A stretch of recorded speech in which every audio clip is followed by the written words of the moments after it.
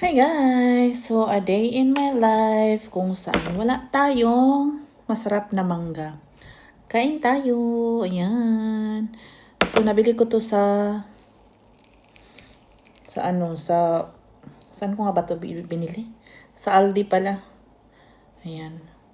So, pagbili ko nito, green pa siya at saka matigas. Now, yellow na siya.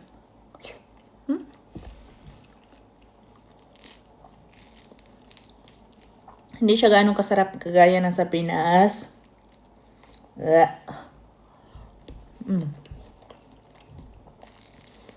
Pero pwede na. So, a day in my life, nagutom ako today. So, umalis kami ng 7:30. So, no breakfast. Nakainom lang ako ng isang basong kape.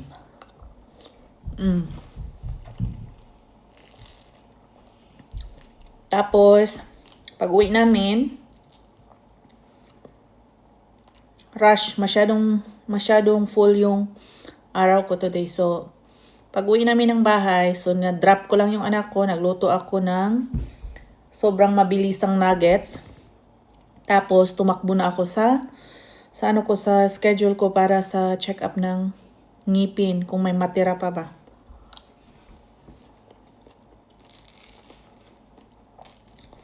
So, nakauwi ako ng bahay, 3:50. So, ayan, literal na pasmo. Pasmong bitok.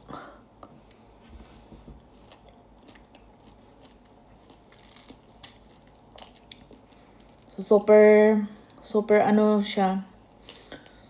Super dami yung schedule ko. As in, totally loaded ako bawat araw.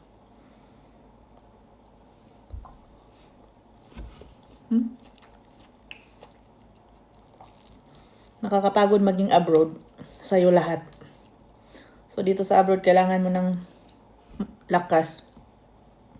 Hindi lang sa sikmura mo, hindi lang sa emotional, mentally, and physically. Dapat handa ka dito.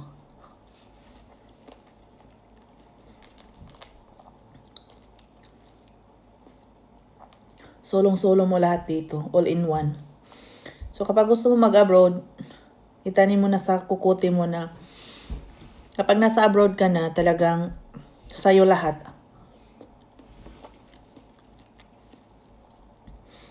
Kaibahan lang, kapag lalaki, yung nag-abroad,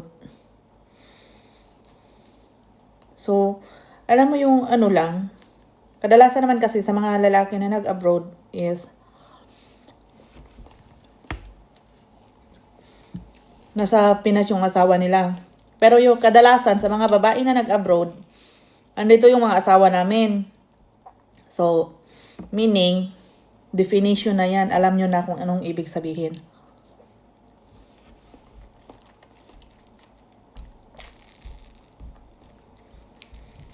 Hindi naman sa lahat, pero swertihan lang.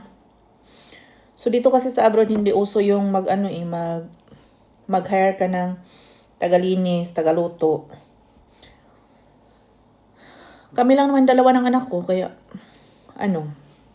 solo namin.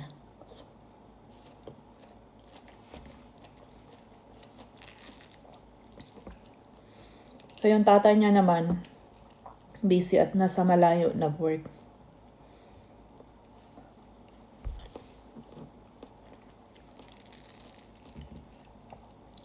Sama talaga ng pakiramdam ko. Pumunta ako kanina sa dentist, tapos yung tiyan ko, yung tunog ng tiyan ko mas malakas pa dun sa sa machine or sa tools na ginamit pang check sa ngipin ko. Parang, whoa.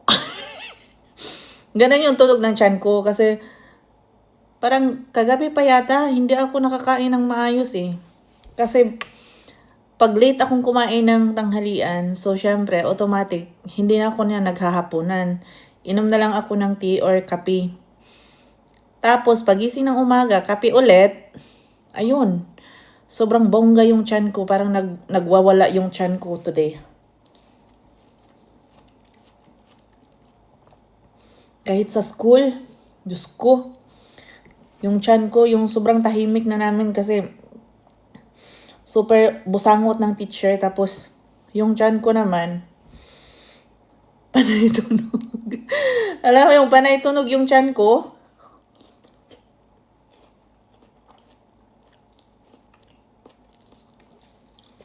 So, ayun. A day in my life. Ito yung a day in my life kung saan first time kong magutom talaga ng todong-todo.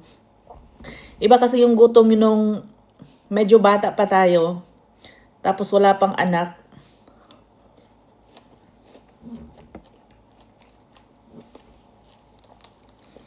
Compare sa gutom ngayon.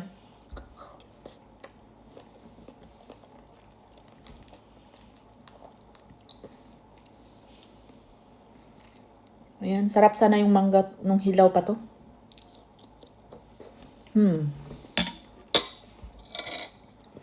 Here comes my favorite. So dito sa kanila, dito sa labas, mostly ng buto hindi nila kinakain. Tinatapon nila. Pero ako, kung sa isda, ulo yung paborito ko. Kung sa manok, yun namang tuhod ng manok yung paborito ko. Kung pakpak, yung pinakadulo yung paborito ko. Pero sa mangga, ito. Sarap.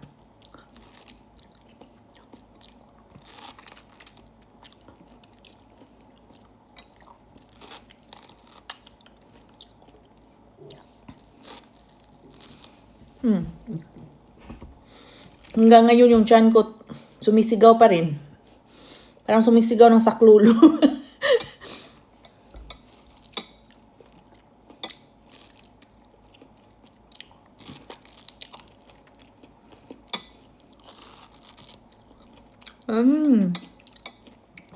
Asim.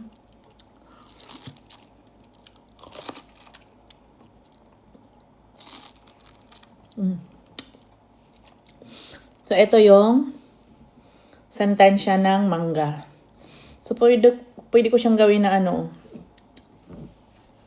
laruan ng anak ko. Ito na guys. So, ayan. So, busog na ako. Ngayon, after ng mangga, kape na naman tayo, of course. Ang sama talaga ng pakiramdam ko, promise. First time ko talagang magutom at malipasan ng gutom.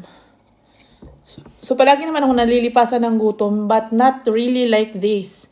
Ito nung mga nakaraang linggo. So, almost 3, andito na kami sa bahay. Pero, nagla-lunch na ako before 3. Pero ngayon talaga, as in today, almost past 4 na ako nakakain eh. Turning 5 kasi inuna ko bang pakakainin yung anak ko. Ay, iba talaga pag pag nanay ka na marami kang priority. Pero, among of that, yung top priority is ang anak. Yan ang wag na wag niyong kalimutan mga nanay.